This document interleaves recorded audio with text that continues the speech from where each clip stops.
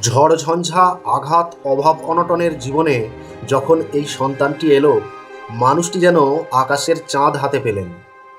মায়াবী এই শিশুটি যেন জীবন বদলে দিল রণক্লান্ত সৈনিকটির। সারাক্ষণ মেতে থাকেন শিশুটিকে নিয়ে। তার হাসি, তার হাত পা ছোঁড়ায় অন্য ভুবন খুঁজে পান বাবা। কাজ ছাড়া করেন না কখনোই, কিন্তু বিধি বাম, তাঁর জীবন যে দুঃখ দিয়েই গড়া। একসময় যাঁর কলমের আঁচড়ে থর থর করে কাঁপত ব্রিটিশ রাজ, যাঁর লেখনী গোটা ভারতবাসীর বুকে ঠেসে দিয়েছিল বারুদ, তার মাথা আজীবন নত হয়নি কারোর কাছে। কিন্তু ছিল এই একটিই দুর্বলতা, সেই 3 বছরের মায়াবী ছেলেটার চোখের চাহনি। এক ঝড়ের রাতে নিভে গেল সেই চোখের প্রদীপ। 1930 সালের 7ই মে গুটি বসন্তে আক্রান্ত হয়ে মারা যায় ছোট্ট ছেলে বুলবুল। দাফন কাফন করতে, কবরের জমি কিনতে মোটে 150 টাকার প্রয়োজন ছিল, অথচ পৃথিবীর সম্ভবত সবচেয়ে দুর্বার বিদ্রোহী সেই কবির কাছে সন্তানের সৎকার করার জন্য ছিল না এক কপর্দকও। ঝড়ের রাতে ছেলের লাশ ঘরে রেখে পয়সা জোগাড় করতে বেরোলেন বাবা। ঘুরলেন এক লাইব্রেরি থেকে আর এক লাইব্রেরি। নির্মমভাবে একটি লাইব্রেরিও দিল না এক কানাকড়ি। কেবলমাত্র ডিএম লাইব্রেরি থেকে জোগাড় হলো 35 টাকা। ছুটতে হলো প্রকাশকের বাড়ি। প্রকাশক শর্ত দিল, কারোর মরা বাঁচায় তার কি আসে যায়, টাকা নিতে গেলে আগে গান লিখে দিতে হবে। ঘরে পড়ে রয়েছে শিশুপুত্রের মৃতদেহ। তার সৎকার করতে সে সময় প্রকাশকের বাড়িতে বসেই গান লিখলেন বেদনায় ভারাক্রান্ত সেই বাবা। ঘুমিয়ে গেছে শ্রান্ত হয়ে আমার গানের বুলবুলি, করুণ চোখে চেয়ে আছে সাঁঝের ঝরা ফুলগুলি। শেষমেশ বন্দোবস্ত হলো, কবরস্থ হলো শিশুটির লাশ, মানুষটির শেষ অবলম্বন। তারপর বেশ কয়েক মাস অর্ধোন্মাদ হয়ে গিয়েছিলেন তিনি।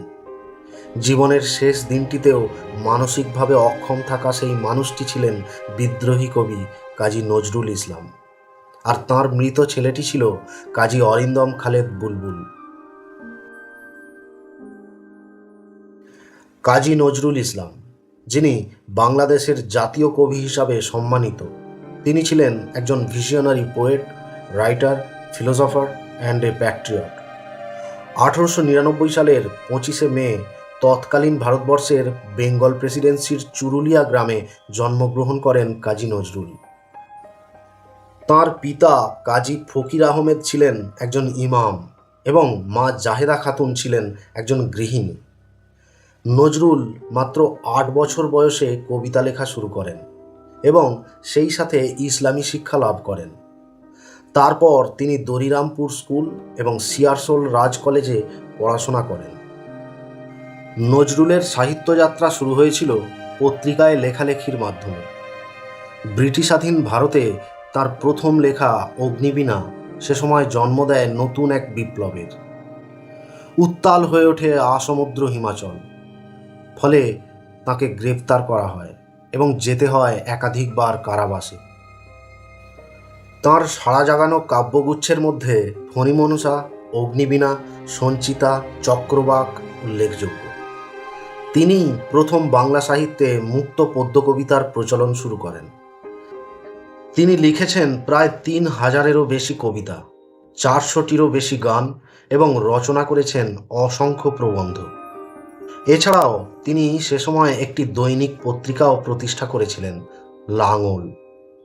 তাঁর অনবদ্য সৃষ্টিগুলোর মধ্যে দোলন চাঁপা, বিদ্রোহী, বিষের বাঁশি, সাম্যবাদী, ছায়ানট, কামাল পাশা, প্রলয় শিখা এবং রাশিয়ার বলশেভিক বিপ্লবের আঙ্গিকে লেখা বিখ্যাত উপন্যাস মৃত্যু ক্ষুধা উল্লেখযোগ্য।